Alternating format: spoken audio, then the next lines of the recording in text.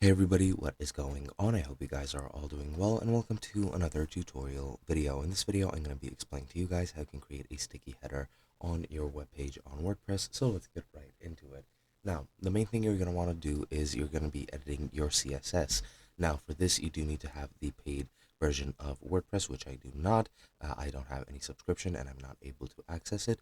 So I'll be going over these steps in general, and then I'll be showing you guys what code you need to add.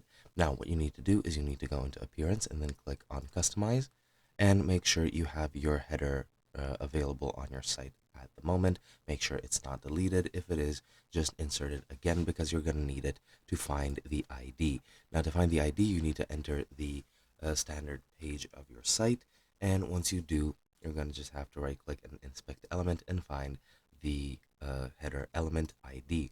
Now, as you can see, I don't have an option for additional CSS. You would have it if you had a subscription here at the bottom, and you just want to click on that, and then you're going to want to add this code over here.